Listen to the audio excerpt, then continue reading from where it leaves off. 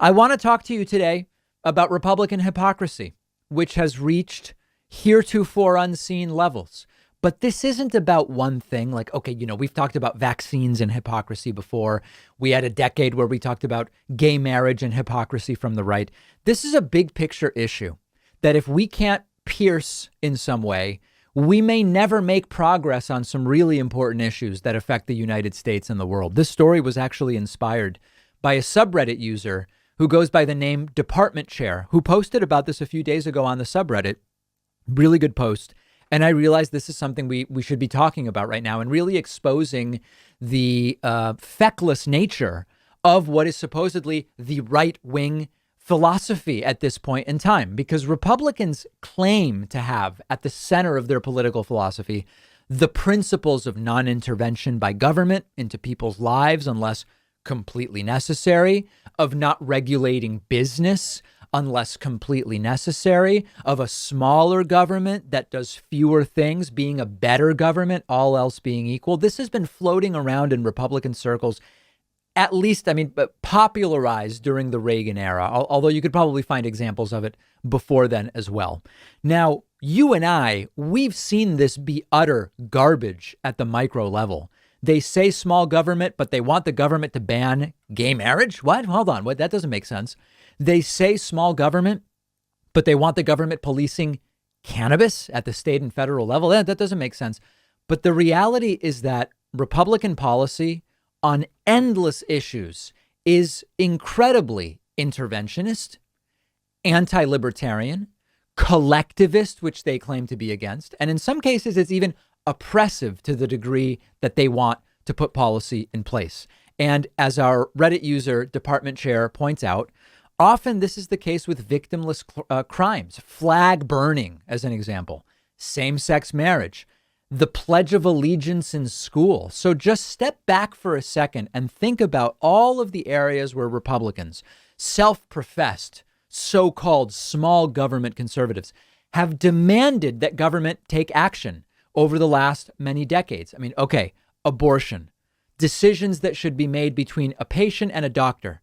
For 50 years now, ban it federally, they say, ban it at the state level, they say, regulate what procedures do you have to have before an abortion, transvaginal ultrasound, and on and on and on. Regulate family planning. And they claim to be small government conservatives. That's been going on for 50 years. For more than a decade, it was the government should ban same-sex marriage. That was a huge political issue for more than a decade. The battle lines on gay rights have shifted since the 2015 Supreme Court decision, but that was it for a decade. Ban everything, get the government involved.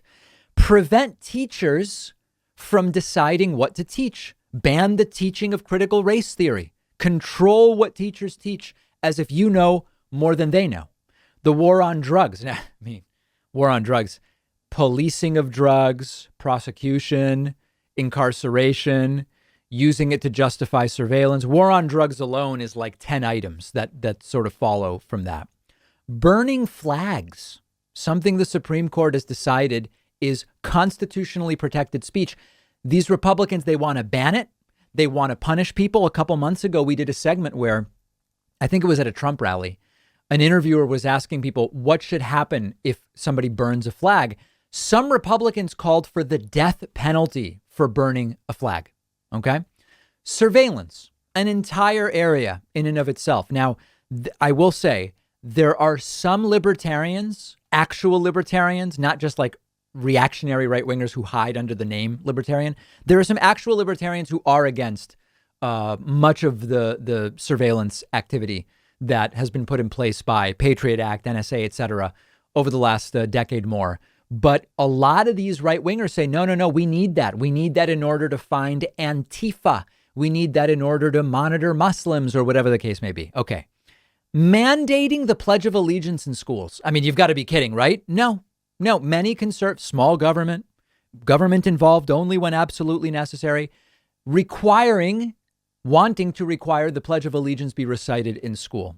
And yet they have the audacity to mention government intrusion and small government and freedom and liberty when they come out against vaccination requirements, even by private businesses, when they come out against mask mandates by municipalities or businesses. And they are even against private businesses simply saying, if you want to work here, you need a vaccine. Or if you want to shop here, you need a vaccine. Think of that. They claim to want businesses to be able to do whatever the hell they want. They say, don't regulate business. Business will decide what's best and the market will punish them if they do the wrong thing. But they say, oh, no. Make it illegal for a business to require an employee be vaccinated. Make it illegal for a business to require masks. Make it illegal for a business to require customers to show proof of vaccination. And why is it? It's all so simple, guys. It's because their principles are BS. They don't really have principles, at least not anymore. They are about whatever talking point sounds good right now, and it gets us what we want right now. That's what we believe in. That's what we stand for until it's no longer convenient, and then they're against that very thing. Their one principle is somehow figure out a way to own the libs. It's truly one of the most bad faith political movements I can think of. And, you go back and you look at the racist origins of the war on drugs in reaction to the civil rights movement of the late 50s, early 60s. You look at the anti-welfare movement of the Reagan era and how racially tinged that was, and all these different, there was a lot of bad faith going on. But at this point, they're barely even pretending to have principles. Even their principles, like you hear them and it's like, come on, dude, that's BS.